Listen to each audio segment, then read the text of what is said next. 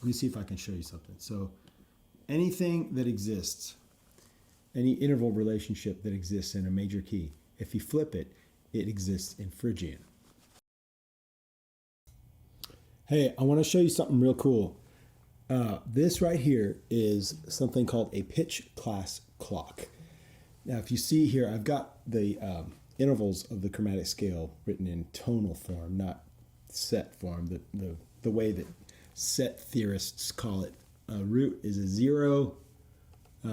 So that's 0, that's 1, that's 2, that's 3, that's 4, 5, 6, 7, 8, 9, and then T for 10 and E for 11. So that's how people write it in set theory, okay? So what that does is it gets rid of the confusion between enharmonics, like, as you can see here, like this tritone could be spelled as a flat 5 or a sharp 4, depending on what scale. But I like to think of the interval numbers because that's how we think of, when we're as improvisers, that's how we think, okay? So I want you to see this concept of something called inversion, not like what we think of inversion like this. Those are called rotations in this type of theory. So like I'll show you what I mean. So let's say we got a root, a third, and a fifth, and then if I hold the Apple Pencil down, it should, okay, so now it's a triangle. Okay, so that is 1, 3, 5, like that. Now if you make that one the new 1. So what was the 3, I'm going to rotate it counterclockwise 4 positions so that where the third was, so the third is now the 1. I don't know if that makes sense, but let's see if this visual helps out what I'm talking about. So I'm going to take that 3 and rotate it to where it's now in the 1 position. In set theory, they call that a rotation, okay? Rotation, rotation, rotation, okay? So now I want to show you something different, okay? There's something called pitch-class-inversion. Pitch-class-inversion is when you mirror the intervals, okay? So if I were to go back to here, and I'll show you what an inverted interval looks like. An inverted tritone, for example. So here's a tritone up and a tritone back. You get the same notes, okay? So an inverted tritone is just a tritone. However, an inverted fourth, like this, right? So here's a fourth up. So to invert it is to go backwards, okay? So a fourth down, you get, happens to be a fifth. It's a fourth down is the same as a fifth up. So that's it. So here I start from G, okay? So there's a fourth up, fourth down. If you look at it on this pitch class clock, you just mirror it. Imagine it mirroring on its axis like this. It looks like it'll go to this interval, okay? And then if you invert a third, it's going to go to a flat 6. If you invert a minor third, it's going to go to a major 6. And if you invert a major second, it's going to invert to a minor 7th. And if you invert a minor second or a flat second, it's going to invert to a major 7th. So now you have what would appear if you invert intervals. You can see it visually. Just imagine it flipping in a mirror, okay? So you go,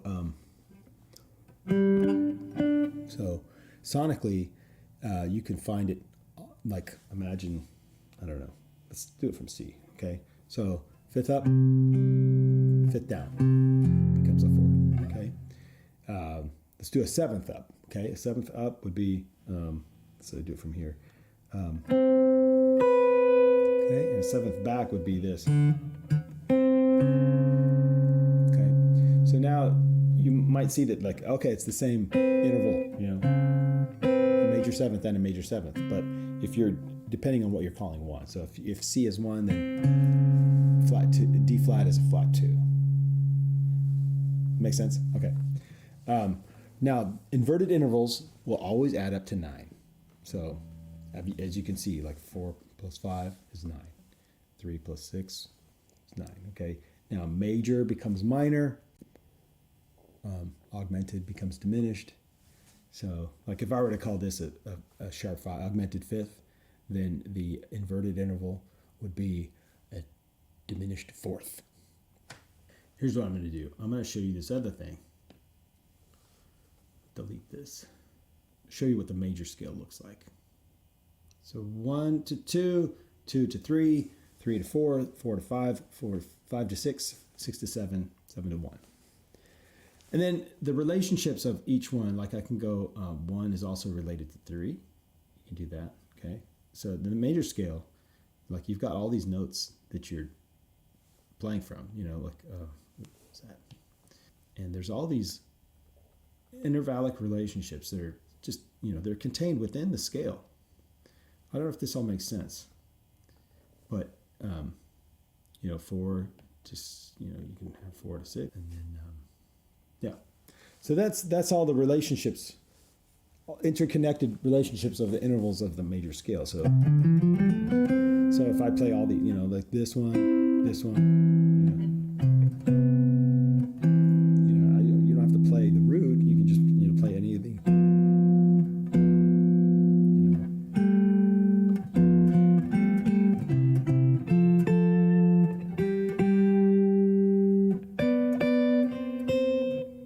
So we hear all this stuff in context. We have a memory to remember 7 notes.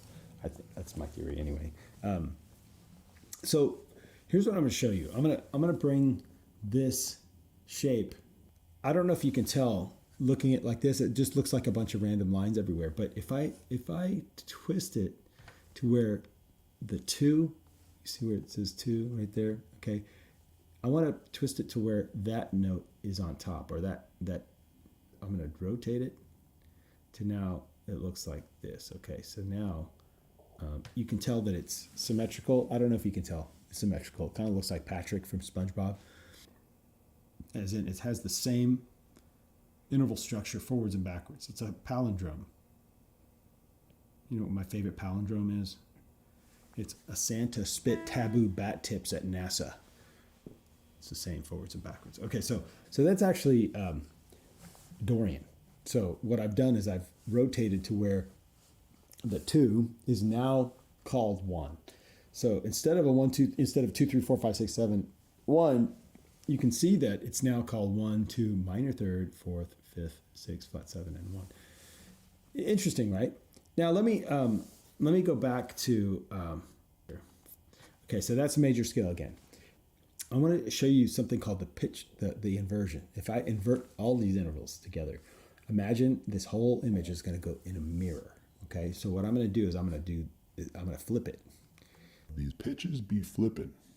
If I were to flip it, it's like you're putting it in a mirror, flipping this way. Okay, imagine. Okay, now what is it? You know what scale this is? This is a Phrygian scale. 1, flat 2, flat 3, 4, 5, flat 6, flat 7. So a major scale, interval structure flipped backwards. If you go whole, half, whole, half backwards, you know, descending. It's a Phrygian scale, which gives you the relationship of a major third.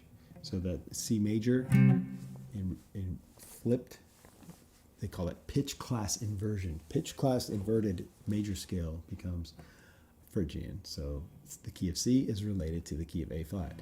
Now, if our perception of harmony is the distances between notes, then they're the same distances, just in a mirror, like in the upside down, you know. So that's one of the reasons why I think the key of C and the key of A flat, it's the chromatic mediant relationship. It's a expensive theory term.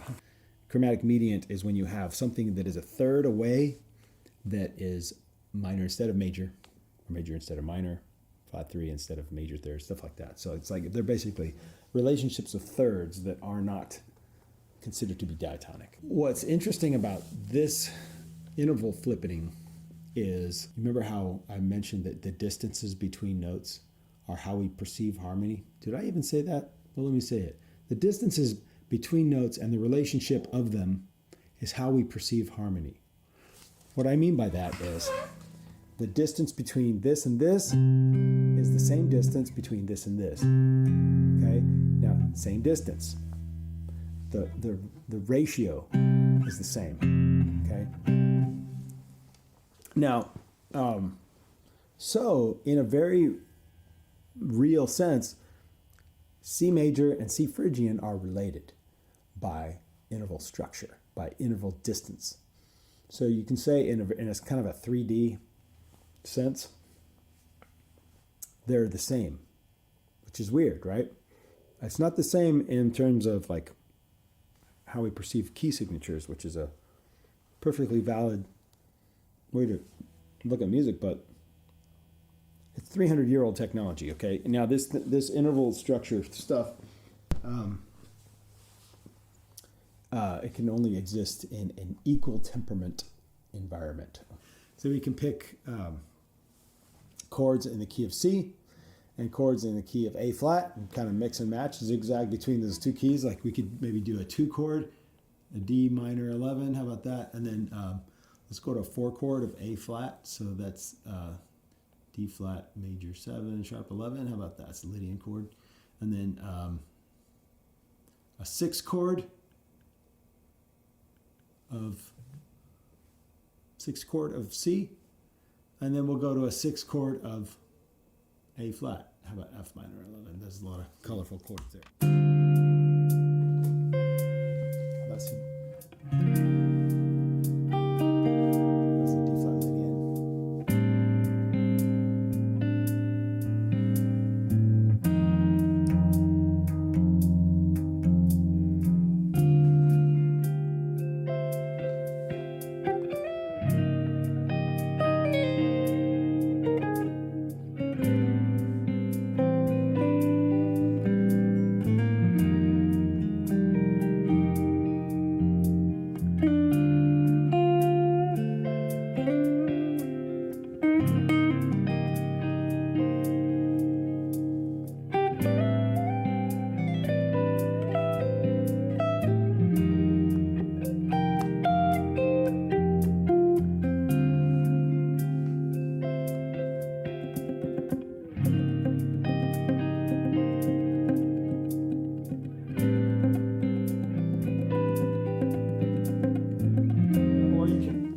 Use it as a practice tool, practice your C major scale and A flat major scale, like you go up in the key of C and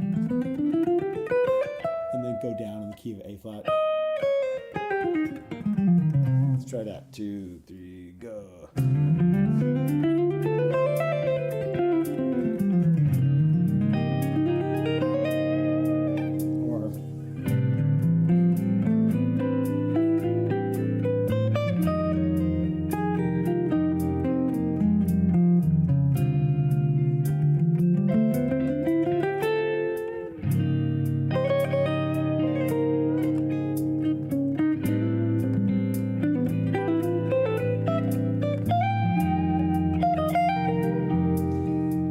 Scale sweeps over the neck.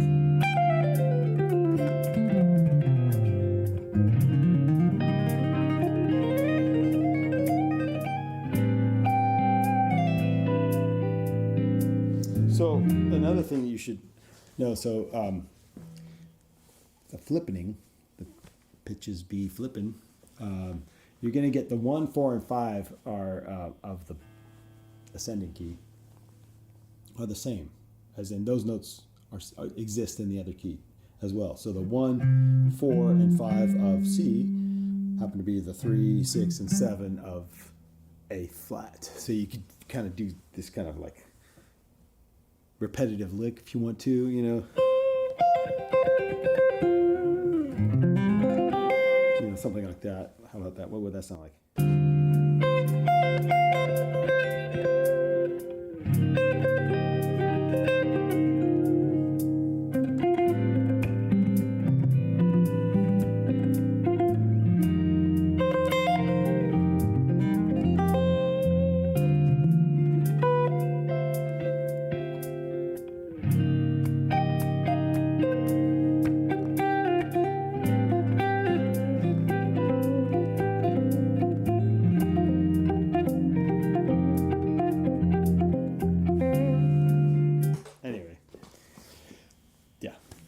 So there you go. And then, so there's another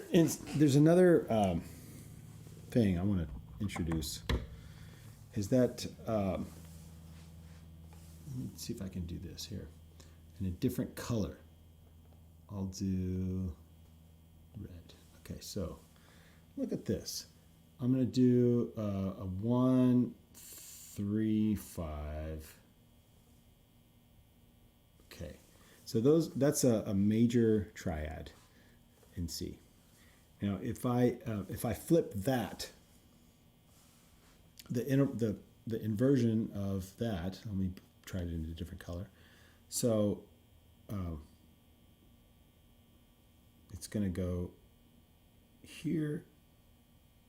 That's an inversion of the third, and that's an inversion of the fifth, and then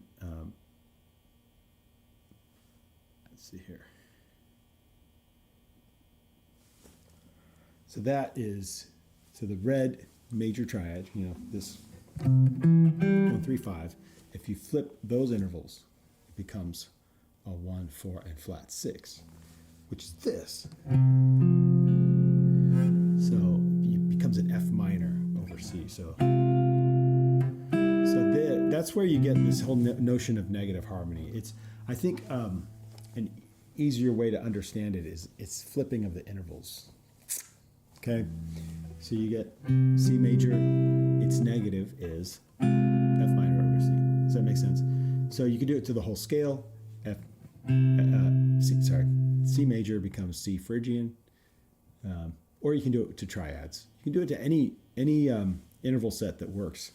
If you flip it, let me see if I can show you something. So anything that exists, any interval relationship that exists in a major key, if you flip it, it exists in Phrygian. Okay? So think about that. Okay, bye.